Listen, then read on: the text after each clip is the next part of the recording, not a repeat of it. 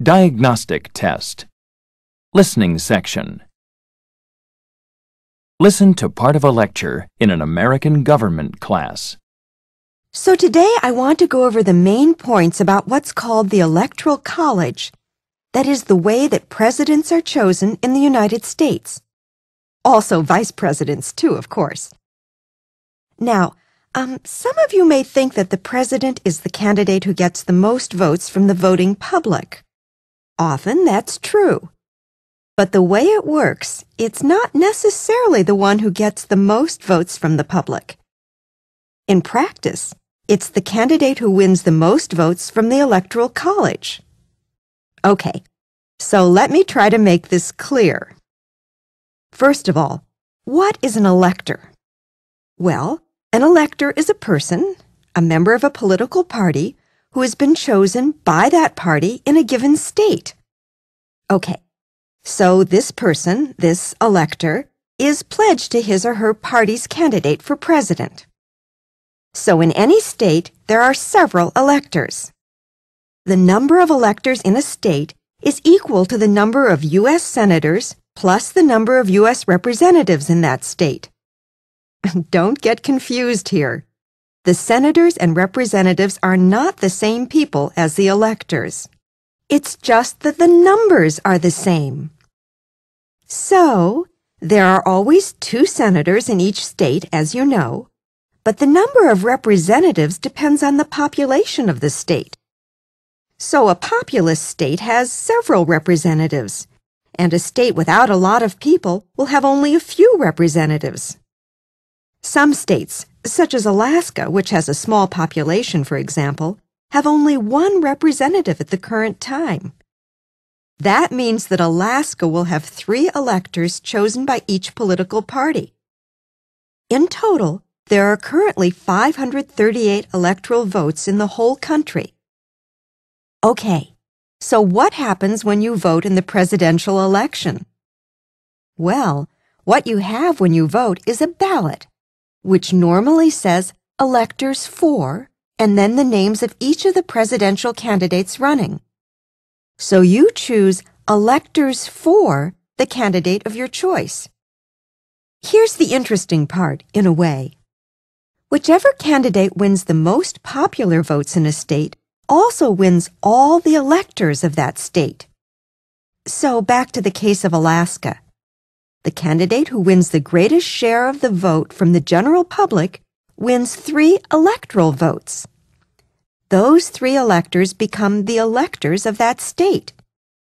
Now, okay, there are a couple of exceptions to that, but we'll have a look at those next week. Now, the election for president, where all the voting public cast their votes, is, as you know, in early November.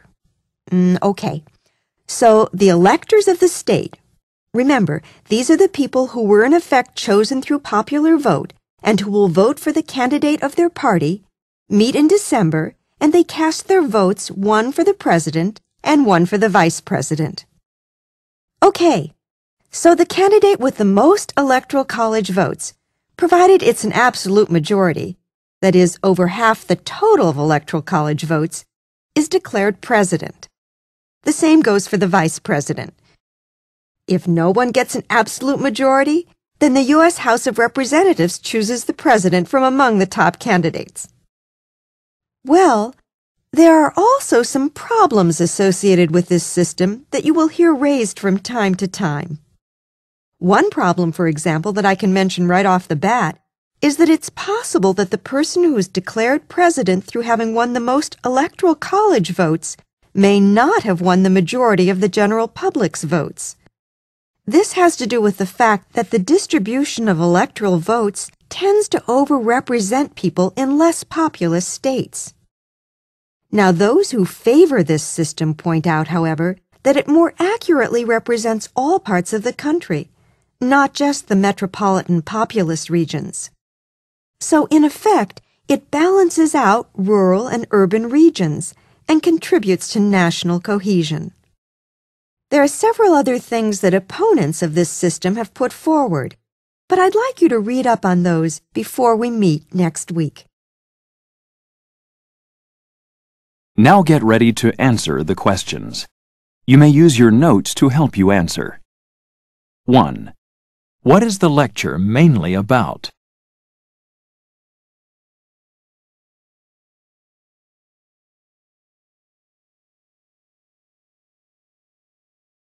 2.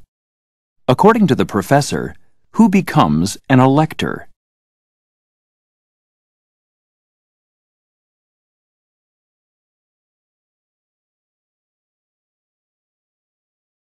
3.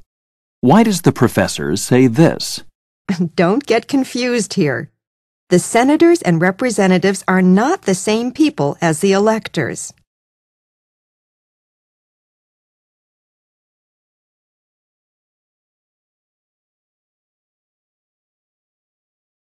4.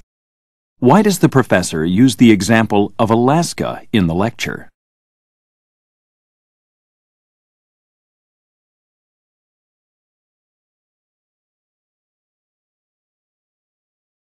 5. Which candidate wins the presidential election?